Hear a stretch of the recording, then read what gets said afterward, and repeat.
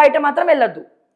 కాంగ్రెస్ అధికారంలోకి వచ్చినప్పటి నుంచి పురోహితులు పట్టించుకున్న పాపాన ఓలే, వాళ్ళకి జీతాలు పెంచిన పాపాన ఓలే, వాళ్ళకి సమయానికి జీతాలు లేవు. మళ్ళీ మీరు మాట్లాడతారు మరి వీళ్ళందరికీ ఎందుకు ఇవ్వాలి జీతాలు? ఎక్స్ఎమ్మెల్యేలు ఎంతమంది ఉన్నారు తెలంగాణ రాష్ట్ర వ్యాప్తంగా? నాట్ ఓన్లీ తెలంగాణ, దేశవ్యాప్తంగా ఇదే జరుగుతుంది. ఎంపీలు ఎక్స్ఎంపీలకు ఎంతమందికి పెన్షన్లు పోతున్నాయి? ఒక్కసారి ఎంపీగా గెలిస్తే చాలా బావాడే, ఉద్యోగం చేయకపోయినా పర్లే, నెల నెలా జీతం పోతుంది, పెన్షన్ పోతుంది.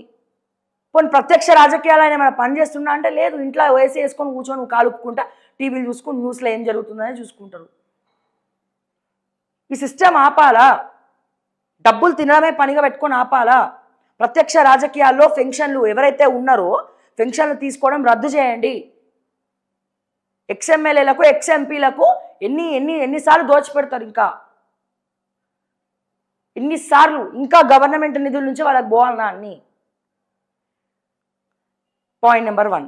ఇక పోతే ఇది పక్కన పెట్టేస్తే, ఇప్పటి వరకు దిక్కుమొక్కు లేదు తెలంగాణ ఎంప్లాయీస్కి, దిక్కుమొక్కు లేదు, డిఏలు లేవు, మా పోలీసు వాళ్ళకు హెల్త్ బెనిఫిట్స్ లేవు, ఆరోగ్య కార్డులు పనిచేస్తలేవు, వాళ్ళకి పోతే వాళ్ళు కూడా బయటికి వెళ్తున్నారు.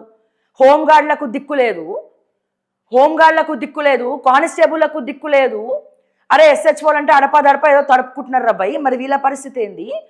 వాళ్ళకి హెల్త్ బెనిఫిట్స్ లేవు, మా డిఆర్డిఎఫ్ వాళ్ళకి లేదు, వాళ్ళు వరదొచ్చినా బురదొచ్చినా గ్రౌండ్లో తిరిగి మరి పనిచేస్తున్నారు, వాళ్ళకి ఎటువంటి వేతనాలు పెంచడం లేదు, వాళ్ళకి ఏం జీతాలు కూడా సమయానికి ఒకసారి వస్తుంది ఒకసారి రాదు. హోంగార్డ్ పని అయితే కుక్క కన్నా ఘోరమైనటువంటి పనులు వాళ్ళు చేస్తున్నారు, ఇంట్లో గొడ్డు చాకరీ చేయించుకుంటున్నారు, కొంచెమన్నా పాపపితి లేదు. హెల్త్ బెనిఫిట్స్ పోలీసు వాళ్ళకి కార్డులు పనిచేస్తలేవు, మెడికల్ కార్డ్స్ ఏవైతే ఉన్నాయో అవి పనిచేస్తలేవు కొంతమందికి కొన్ని దగ్గర. ఓకే, ఇవన్నీ మనం పక్కన పెడితే రిటైర్ అయిన వాళ్ళకి పెన్షన్ లేదు, వాళ్ళు రిటైర్ అయిన డబ్బులతోనే వాళ్ళు మందులు కొనుక్కోవాలన్నా ఏం కొనుక్కోవాలన్నా పోవాలి, వాళ్ళ కార్డులు కూడా పనిచేస్తలేవు. కానీ మా ముఖ్యమంత్రి అసలు దేశంలోనే ఏ ముఖ్యమంత్రి కూడా 4 లక్షల జీతం లేదు. కేసీఆర్ అప్పనంగా తీసుకున్నాడు, 4 లక్షల జీతం తీసుకున్నాడు, పెంచుకున్నాడు ముఖ్యమంత్రికి 4 లక్షల జీతం అని. ఇప్పుడు రేవంత్ రెడ్డి తీసుకుంటున్నాడు. మరి వీళ్ళెవరు కూడా రిటైర్మెంట్ పెన్షన్ లేవు.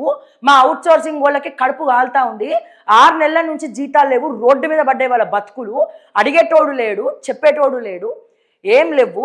మరి ముఖ్యమంత్రి రేవంత్ రెడ్డి గారిని అడుగుతున్నా, జీతం ఎందుకు తీసుకుంటున్నావు? నువ్వు మాత్రం జీతం తీసుకుంటావు, పని చేసినా ఉట్టిగా పేర్లు మార్చనీకి, టీఎస్ని టీజీ చేయనీకి, ఇంకదేనో చేయనీకి, ఇంకానట